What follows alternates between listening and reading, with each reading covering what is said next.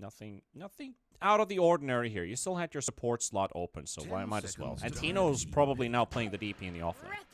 It's interesting they let the apparition through with the Morphling picked so early on, actually. Guess they just want to delete the AA before he does anything. I mean, that would be the game plan, but I feel like it might be very difficult to play Morph in this game. Just any random fissure AA blast kill you. Yeah. That's how rough it could get in this matchup. I guess he's relying on the fact that eventually when he has shard, he can strength morph the fissure, so he won't just insta-die to the AA blast, but it will still leave him unable to fight. So it's an interesting thing. Maybe they have experience against the AA and decided it's not worth banning though. We are going to get the Carlo Hoodwink, at least through for TNC. He's in some of the series TNC has played, he's probably been the most impactful player in the entire team, mostly through that Hoodwink. And now we see a Clockwork come out as well. I think this Clockwork could somehow spell a pause 3, but it might just be a 5 for the support lane. Like Mavis Clockwork. Unless Carlo wants to swap the Hoodwink around for the Clockwork to roam around more as a 4, but I think Carlo still wants the Hoodwink. 5 seconds. Hurry, hurry. Yeah, we could be seeing either Undying or Clock 3 here.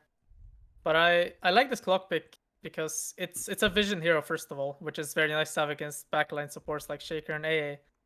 But I think it will enable the pace. Like, I think this support duo will be able to do much more on the map than the Shaker and AA before levels.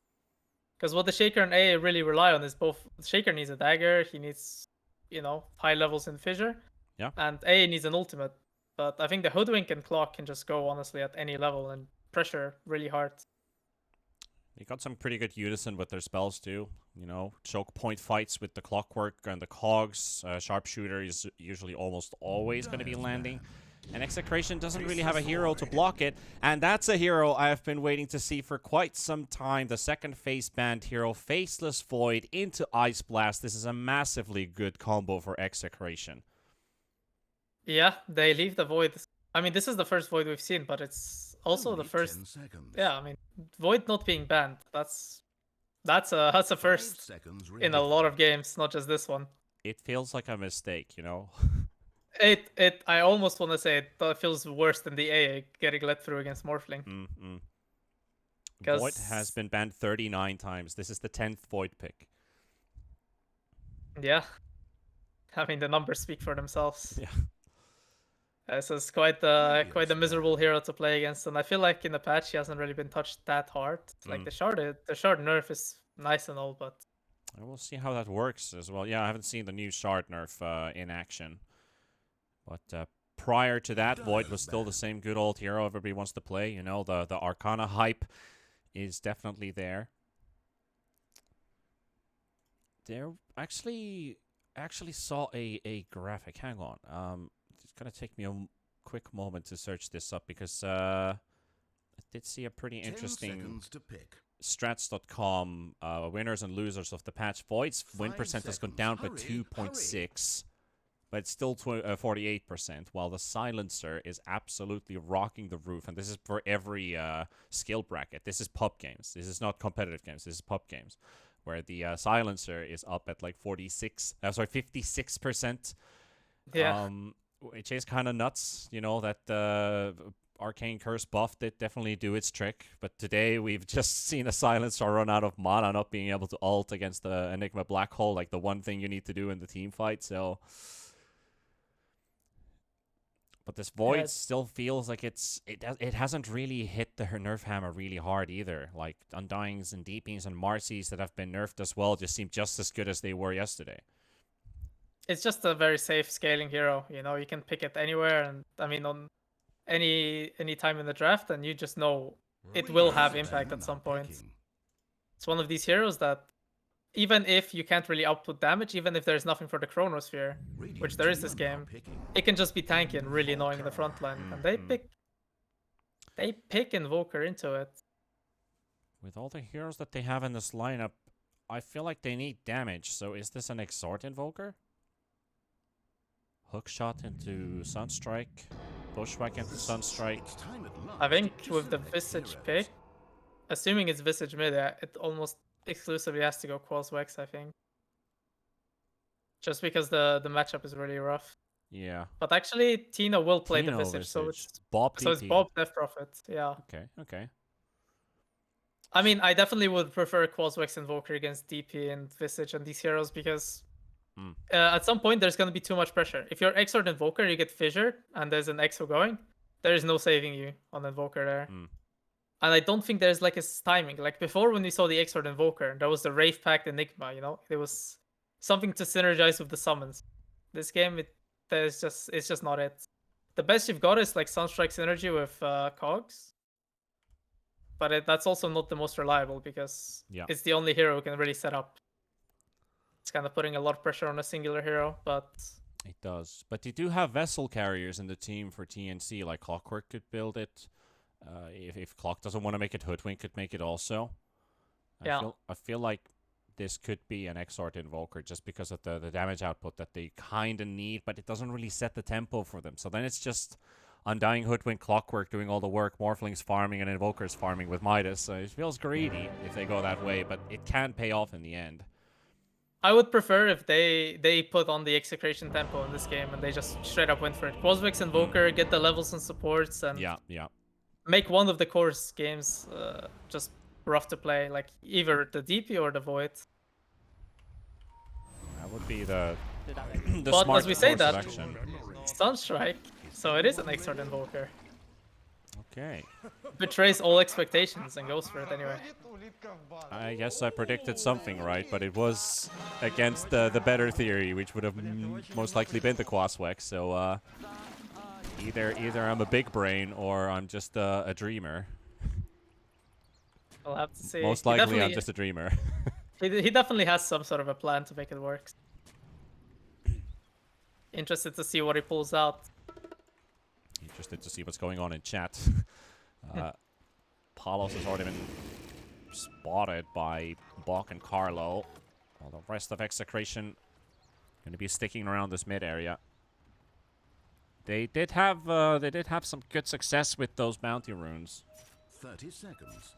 Not Hokori-like success. Like I feel like they've in every single game had 3 or 4. So I'm wondering what they're going to come up with this time. Bottom is already taken away. They're invading the top half of the Dire jungle. Trying to make a way towards mid. And do they see Bob crossing the river?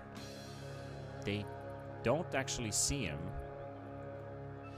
They're always going to let him be. The rest, Mavis, Bok, forcing them away. It's just a classic 2 for 2. Okay, so no aggression. Or at least no fights with just regular contesting bounty runs. Look at this top ward from Yahweh, by the way. I think this is some new meta wards coming out from the Invoker and mid. I mean, the purpose is just, he needs to just be able to see the Shaker, but it's quite interesting to put it like deep like this, because the Cliff one obviously can get dewarded. There's an easy way to check it. Yeah.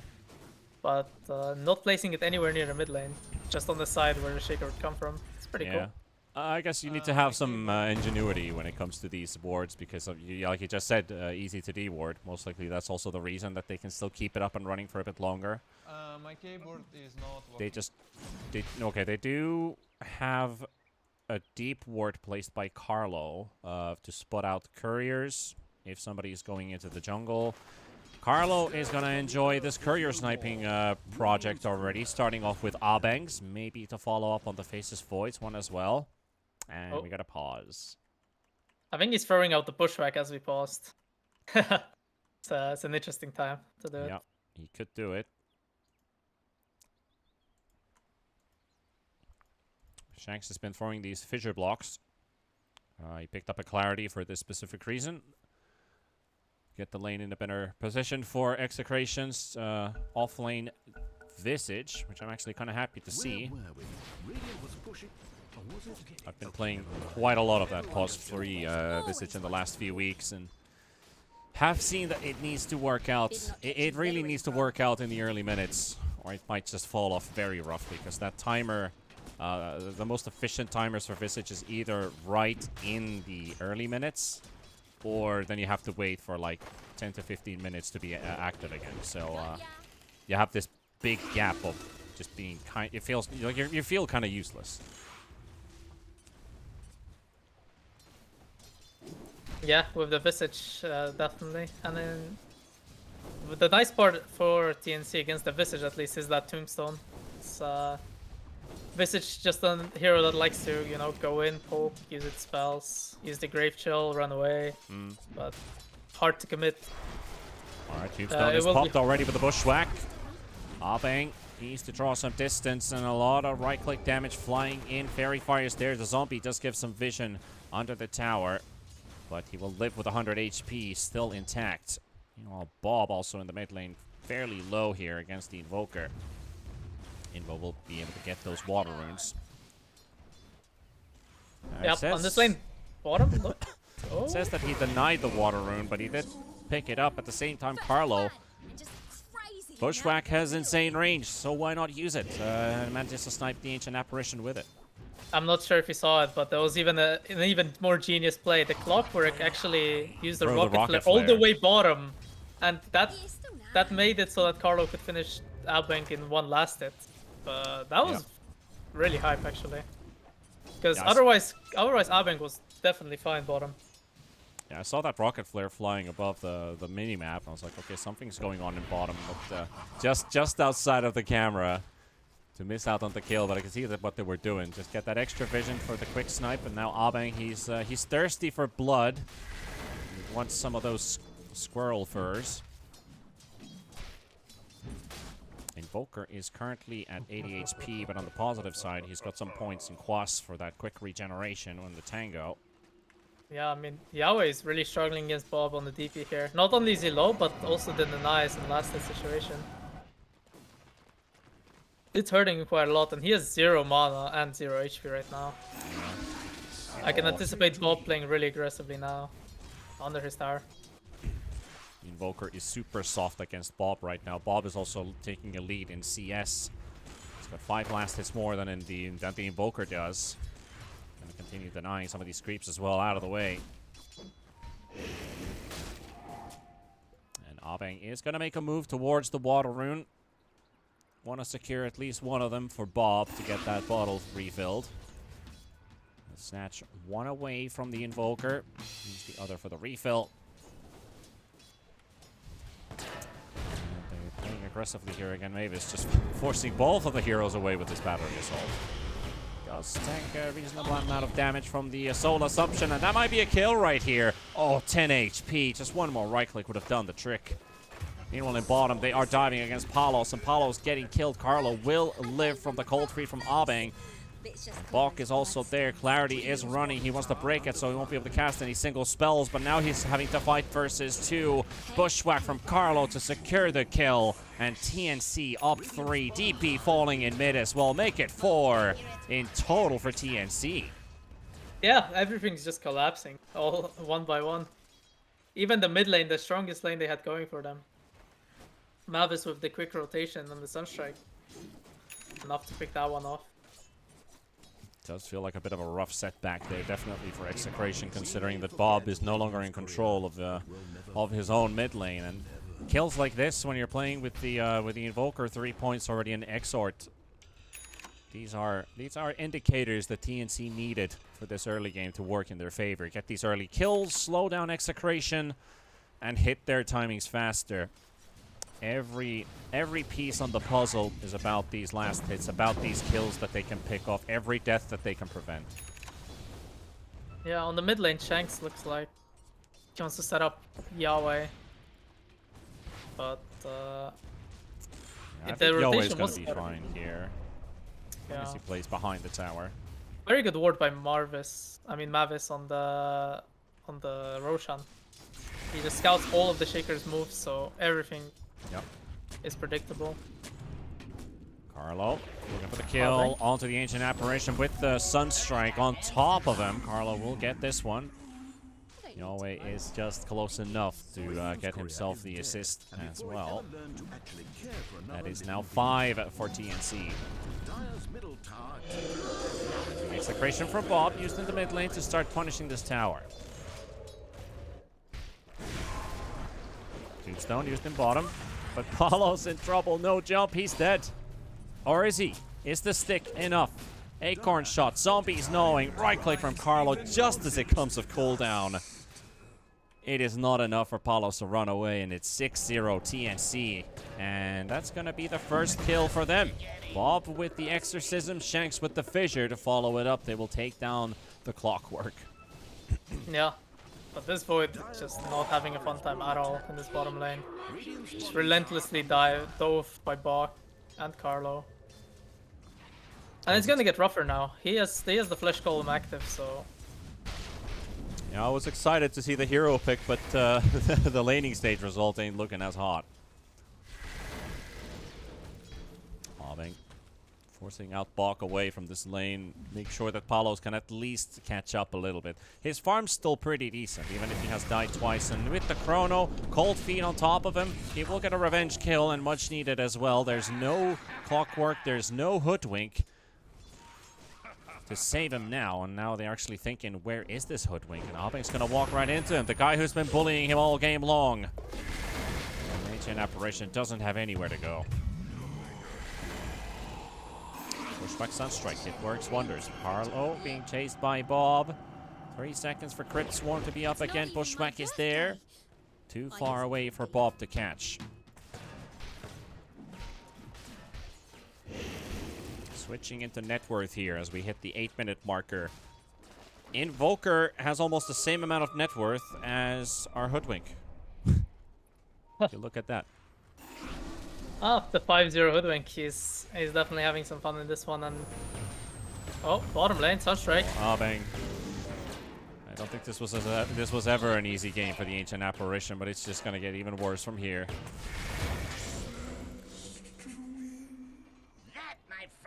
And the thing about these Carlo getting so many of these kills, as you mentioned before. Oh, they might get Chris in the top lane sniped. Nice. Yeah. Shanks patient with the Fissure play. Tino isn't even moving his familiars anywhere. He's just hitting creeps. But I know that he's very low on HP. He's got 9 strength. he's got almost full agility shift, so he gets hit by the Fissure and 1 soul assumption and he's gone. Never go full Agi. Never go full Agi. My favorite video. But think about Carlo getting these kills. He's about to get 1 component of the vessel if he chooses to, and they could actually rock this early momentum with his vessel. Potentially they could. The Visage is the one leading net worth. I mean, his game is going well, and that's 1 success for Execration. Now they just need 2 more. DP might just have to play the Space Maker this game to get their Void and their Visage up to par. Lots of heroes in the mid lane. Seems like everyone's wary of the potential Exorcism rotation. And there's the Midas lined up for Yoe. That will get him the needed bounce back towards the big items this Invoker needs to pick up this game. More Bushwhacks into Cataclysms could be nice to see. Especially if they're right on top of each other, you get hit by several Cataclysm beams. That's like a worst case scenario. Yeah, Tino with the Wraith Pack queued up as well. They'll probably be looking to fight on that timing. Smoke's popping instantly. Mavis walks into the Earthshaker. Sharpshooter with the Sunstrike. Quick history Shanks. Mavis will fall to Bob, and he pops the Haste Rune and still apply pressure onto this Invoker. Not necessarily all the way into a kill because there's a Flesh Golem Bach coming into Tombstone down, but he's just gonna haste away. But Carlo, maybe he catches Oh, him. Carlo actually he did with the Bushwhack. Bob sucking away the life force off of the Hoodwink momentarily, and the haste has run out. Sunstrike on the money. Right on top of the head of this DP and burns the Ghost. And Palos is hunting for Chris in the top lane. Tino gonna get caught inside the Clockworks. Hogs. Bushwhack onto Carlo. He is everywhere. Palos is down. Tino gonna go dropping down as well. And it's just disastrous for Execration. Hoodwink is killing the entire team right now with the help of this Invoker. I mean, if you look right now as well, he's literally 500 gold away from the vessel. And it's 11 minutes and he's at position 4. This is absurd. Yep. Vessel with 15 last hits. I mean, that's some pretty solid work. Yeah, I mean, he's almost the same farm as both Palos and Bob. Yeah. as the position for Hoodwink. He is popping off this game for sure. But I have to say that last jump in from Palos, that was a huge mistake for him to go in, because then they actually were right next to a tower. His whole idea, well, I might get Bok here. His whole gameplay idea was basically to secure a chrono kill onto the Morphling, and nobody can help him under the tower. Instead, he does not even get to use the chrono, and he gets killed inside a cog where he's getting bushwhacked to the wall. Yeah, I think he did, when he jumped in, he didn't expect the numbers, but what he wanted to do was just quickly chrono whoever is going on Tino there and pop them, but Yeah. didn't work out. So I guess their next timing now, they'll Carlo probably wants Shanks. They've got Sunstrike ready. He just need him next to a tree for the bushwhack sharpshooter and the Sunstrike. That's all he needs. Yeah, will they get it? The patience. Shanks is feeling fearful for his life, so Carlo makes his presence known. Gonna get smacked by a quick fissure. Carlo's still baiting him here. There's a clockwork on his way. Coming on the river, Mavis. Not too far off. But Carlo has the creep wave he has to worry. Okay, now they're gonna go in. He instantly pops the scurry as the hookshot from Mavis disconnects onto the Earthshaker. And the sharpshooter with the Sunstrike. I mean, I feel like did you really need the hookshot for it? I felt like Carlo could just kill it without, but they want to make sure. They want to make sure they get the kill. Meanwhile, in mid, an objective down. Dire's middle tower has fallen. Oh, there's a smoke. Oh, they see Morphling. Perfect target for the chrono. This is the one that Palos wanted before. But now he's already under the safety of the tower. Mavis is coming. Yowie is coming. Again, that Void just wants the chrono. He should be farming this whole time. Not getting to use the spells.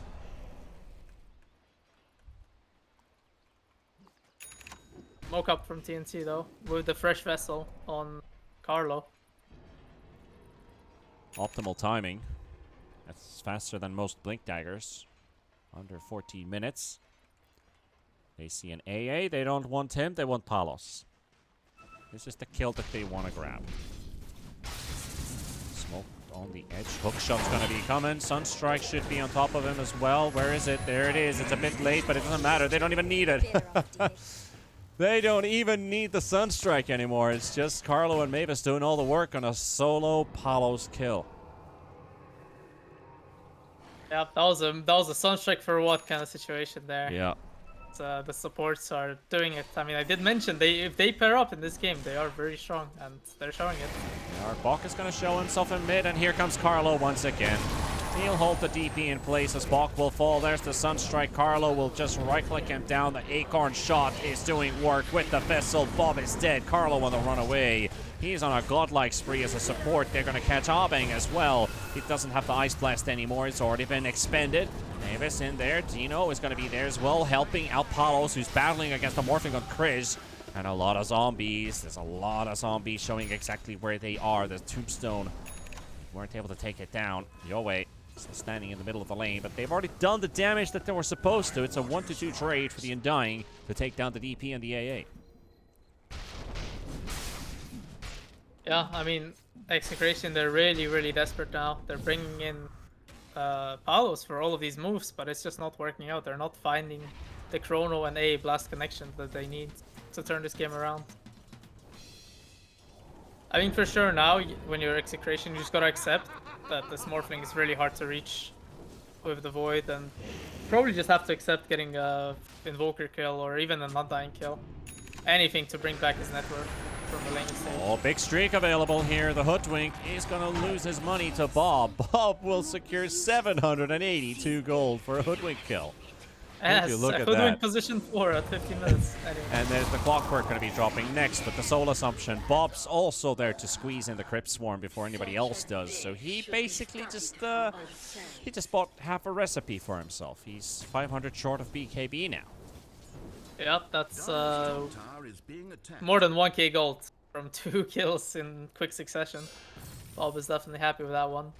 915 now on the Hood. And actually what's interesting is he's about to reach level 12. It's the timing I've talked about, and BKB. They might just use it to swing into Roche with the Wraith back and take a big fight. True. Yeah, they could. Exorcism 2, BKB, DD in the bottle. I think everything might just click together. He's halfway on this level. Shaker's also not too far away from the Blink Dagger, 200 gold short. Well, Palos, he's still got, he's got a lot of work towards his BKB. There's a Shaker being hunted in the bottom lane as Carlo and Bok are making moves, and here is Palos. Echo Slam is on top. There we go with the chrono, but he can't quite get to Undying, so he's going to focus on the Hoodwink first, but the hook shot coming in as well from Mavis. There's the jump. They've got the AA blast. Bok is dropping Flesh Golem for nothing. Chris trying to kill off the Faceless Void. He cannot jump away. Mavis dying to the tower, and Chris, he will make sure that this DP will be forced away. But AA being chased, and here comes Bob.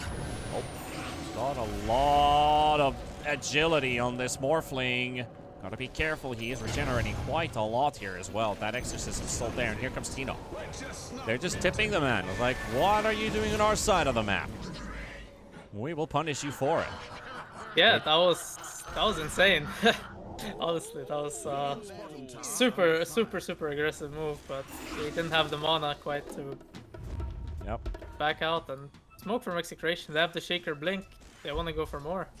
If only DP had, you know, more levels and more points into his second spell, he might have actually been able to kill the Morphling during the silence. But they're going to keep the aggression anyway. Undying is taking a beating. Hook shot misses. Bob with the BKB. No Exorcism, but able to fight back for the time being as the rest of Execration are now considering their moves. Let's reset maybe, because we're kind of running low on fumes here.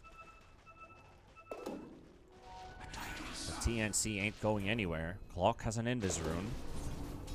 Yoe wants to keep the push alive in mid for that tier 1 tower.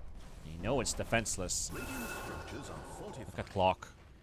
Davis is super aggressive with his positioning here. He's going to scout a lot of information, and he finds Bob. He's got the cogs, and there we go. Chris is in there as well. The Sunstrike yet again not needed. Bushwhack misses from Carlo. Now it makes it sound like it's completely unheard of. They've got themselves the Fission on 2. Mavis is getting slowed down, but the birds are going to be landing down to the ground. The AA blast is on its way, and it misses Mavis. Would have liked to connect that. But at least Palos got some time to buy to build his BKB. Mavis is thinking about hookshotting here if he gets more information, but he's kind of blind currently. He's also scouted by a ward on the hill. And the scan. So Palos is well aware of his positioning. I think his Chrono. TNC might use this. I mean, Execration might use this choke point to their advantage. Tino will take it. They pick up Mavis, but I think they can snowball this into a Roche, potentially. Palos is about to finish his BKB. I would like to see them play very aggressively around this pit. This is their timing to go. Yep, with the Exorcism back off cooldown, they can do it. And Yoe has challenged Palos for a duel. How do you think he's gonna win? Place your bets now. They're both finishing their BKBs, that's the funny part. Wonder if they have something on their minds. Well, Bok is at least going to be caught. Get the collateral here in middle as Execration. We're looking for a Morphling, but Morphling wasn't even there, so they ended up walking into Bok, and now into the Roche pit they go. It feels so good, because he just picked up an Arcane on Bob. So this Exo... 100-second cooldown, yeah. Only 100-second cooldown. So, Clockwork, show us what you're made of. Let's go for these hookshot steals. Abeng is in between. He's right in between. Shanks is on the other side. And off we go. Here we go. He snatches it. He scores the home run. But he will die for it. Meanwhile, in bottom, they've just killed off Yoe. And that comes with the Chronosphere being used by Palos. So, 2 kills. No snatch and 2 kills. And Yoe, yep, he loses the challenge. Oh, actually, look at Carlo. He's thinking about it. I think he can maybe even solo kill him. With the vessel? Yes, he can. And a repeat of the voiceless. Some things were just not meant to be. Yes, this Carlo Hoodwink, it's tearing them apart. Yeah, it's insane, man. This guy is having the game of his lifetime. Probably, I mean, he's very impactful. Yes, I'm not going to say it's his best Hoodwink game. I think we've seen a lot of great Carlo Hoodwink to during the course of this tournament. But I'm glad that he's keeping up a level. He's consistent. He's consistent. He's consistent. Yeah, that's the word we're looking for. Consistency is key. You know what? Also, this is a kind of a theory. Never mind. We'll get back to theory in a bit, as this Morphling is just gonna blow up. The Ice Blast tick damage should be more than enough to take down Chris. One more, two more. Yes, there we have it. And as they go for the hook shot onto the back lines, they're gonna be taking down Shanks with the Sunstrike from Yahweh. Palos chasing the Undying, turns around with the BKB, and now they're gonna focus the Tombstone down. Just put Alacrity on Undying. Interesting target to start smacking right clicks, but might as well. Abeng will take down Mavis, and Carlo is slowly melting to Bob. Execration, they're scoring victories one after the other, as Bok is now being trapped by Palos. But where your bashes? Don't need them bashes. I got a Maelstrom, I'll shock you to death. But the word about consistency, the theory talk I wanted to go to. You did know that if you win every game, that's consistency. But if you lose every game, that's also consistency. It's true. If you win and lose 50% of your games, that's also consistency. That's also consistency. Yeah. Glad we have a smart man, because if we were here with Harry, Harry would be confused. He would dodge the topic. He didn't want to know the truth. We love our boy Harry. Important for Execration finding these kills again. Like, this is where the Visage is now peaking. He's got his 15 talent. He's very close to having the level 3 birds. Wraith Pack drums. He's basically at his prime. Well, almost at his prime. He's going to be very close to his ultimate best. And then this DP with also level 16. Right now on Bob, so Exorcism 3 ain't too far away either. Palos with Mjolnir, BKB, this is a strong void. So I think Execration has a massive advantage, but TNC, they have tools to fight against them. And it's off. Just down to how they start. Well, killing Tino would be a great beginning. Starts off with the Bushwhack. Got the Sharpshooter, Hook Shot, Sunstrike, and the zombies, but he is healing.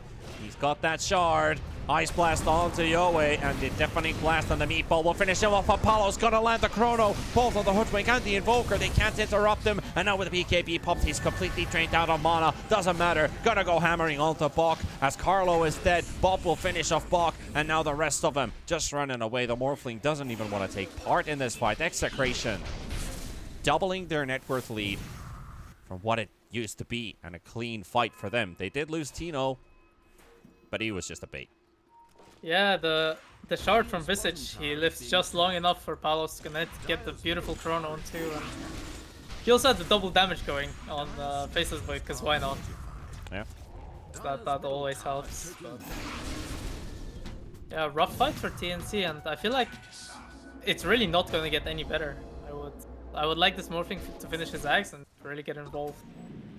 Because I feel like the longer this game goes, the more X factors there are for this Morph to just melt. Yeah. Like, Morph has some... Morph can turn into a Faceless Void in team fights, making him very, very deadly, very capable. But at the same time, I've seen a lot of these Morphling games lately where they get the Aghanim's, but they just don't have the impact anymore because the game is sliding out of their hands. But hope lives. Hope dies last. Interesting AA blast to scout out onto Carlo. Yeah, almost.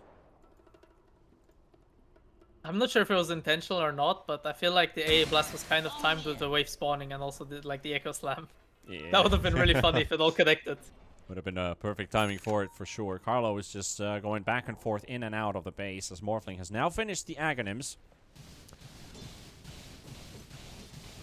Turning into Faceless Void would be very optimal for him, but 35 seconds is what Palos needs for another Chrono.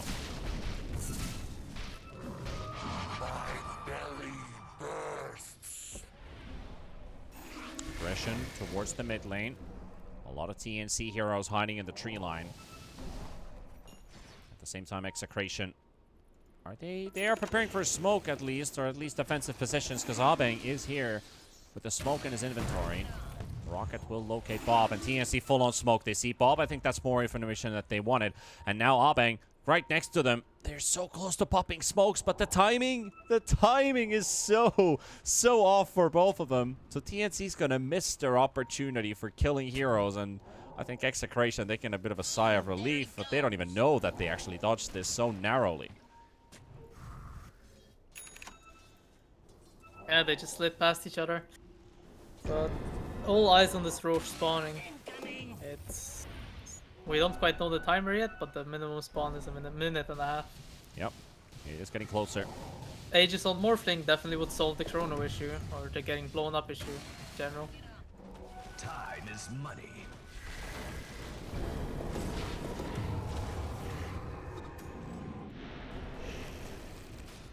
Let's see what TNC have up on their minds. I think this next Roche is gonna be pretty fast. Something tells me. We've lost Dire's courier, but we'll never forget the many Dire's I feel like saying 8 seconds. I want to get that fast Roche. Alright, I'll say 4. Oh, you go 4 seconds. Oh, okay, wow, we're going really low numbers. You know I have a higher chance to win this bet? You do. I took it last time, so I want to make it fair. All right, let's make it interesting. Bob's going to get caught with the pushback, and there's the hush. Oh my god, everything's just landing on top of Bob, but he lives. Mavis is dead. Morphling trying to keep a bit of a distance there as he does get silenced up. Tino in the front now. Yeah, he got hit by Sunstrike, Bushwhack, Boomerang, Hookshot, Vessel, and he still lived. Yeah, if the hookshot didn't land a tiny bit too late, the DP not getting the BKB out. I mean, the DP getting the BKB out. Yeah, that was the savior there. Yeah. Chris just like barely, like 1 inch too late on the TP to get the kill. Roshan timer is gonna be 2 minutes. You won. There you go. 2 minutes and 7 seconds. So we're having an almost max out timer for this one. Execration still sticking around in this bottom area. They do have a creep wave to take this tower right away, and this is the power that they have in this lineup. Buffs and the birds.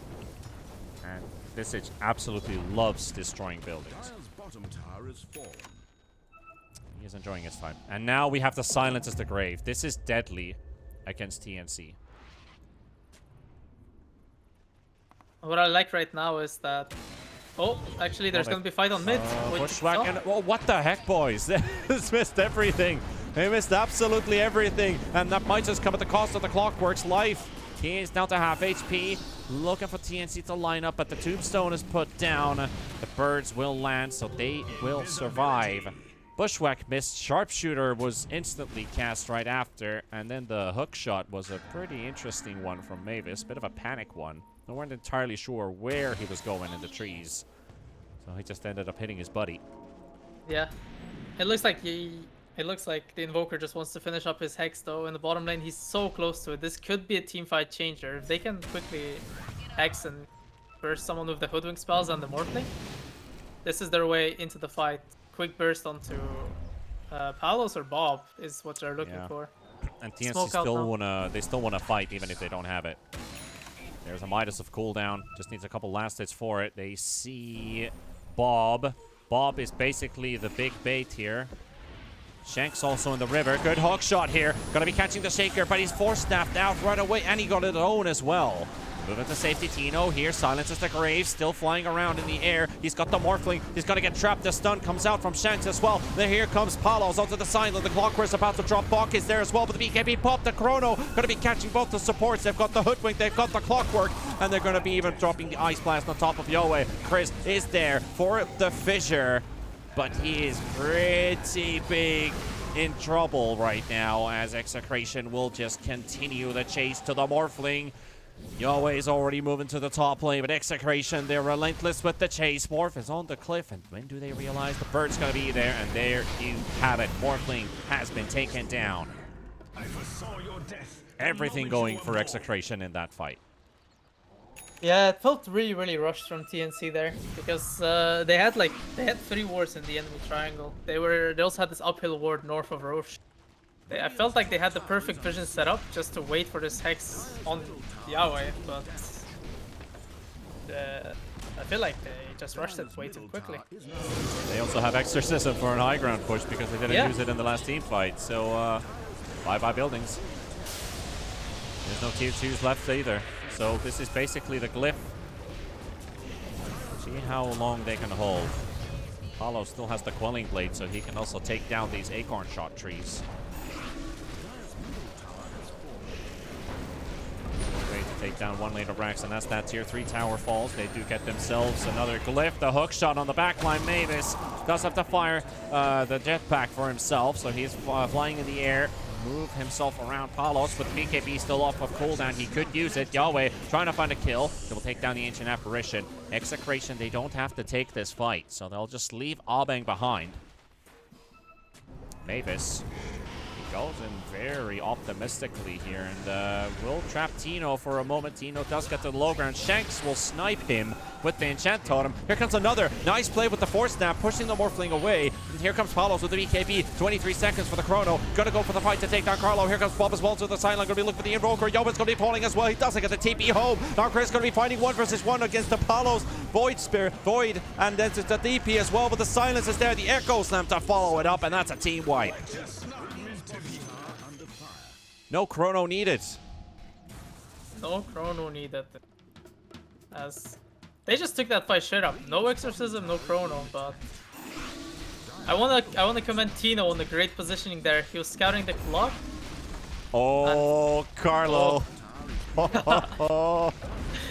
He said it. Oh, the bets are being placed. It's not just gauntlet draws this time. The actual 1v1. The actual 1v1 anytime. But going back to my point, Tino there, he was holding the orbs relentlessly. He didn't want to let it get deordered and catches Mavis first. It just created a really nice split for the fight, because with all this observer ward vision, both the Shaker, Abeng on the A, as well as Bob, they can just choose the targets, and choose the targets they did. They kited really, really well. This is the broach that they've also been waiting for. Has respawned. And for Execration to secure, I don't think TNC are going to be making it there in time. Only rolling down the mid lane right now. They are kind of running out of tools as well. Like even if Carlo had a fantastic start on this Hoodwink in the game, it's not the carry to win the game. Good bushwhacks can still turn the tide in many situations, but unfortunately, there's just too much to worry about, especially with all these BKBs on the side of Execration. Tino on the hunt, silences the grave, spotted with that sentry in the lane. He's been caught by the sentry several times, but they still haven't de-warded it. Thank you. DD Void for a couple seconds. Everybody in the bottom lane. They have a Tinker Ward. They have a sentry on the low ground, which will, well, give no information whatsoever for Execration, but they might get the jump on the back line. Bob is being protected by the Lincolns from Palos. BKB from Bok has to play the bait game. He's got Tino on the side. And now they found the initiation onto Palos. Palos dropping low. He's got the Aegis, but he's going to be able to jump in and get the scare, at least for the time being. Mavis is already taken down, and Tino able to get out with the Ogre Steel Totem.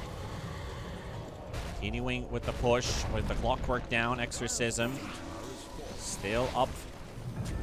Now actually just manages to run out. There is a backline attempt onto Bob with the Morphling and the Invoker. There's a Gauntlet that has been thrown in, but he declines the challenge. No way he's not going to take this one now, knowing what the situation of the game is. And here's the Invoker getting chrono by Palos. He wants to smack him down. He's giving the laugh in chat. It has turned into a bit of a brawl, but hey, GG's called. And Execration, this is a clean day for them. Yeah, they clean up TNC and live on for another day to fight for the upper bracket. Yep. Taking down Hokori 2-0. Now they take TNC 2-0. And only losing one map in the last 6 that they've played so far. And that was also against Fnatic. So all I can really say is good job by Execration overall. Have done a lot of improvements in their gameplay recently. And it is showing.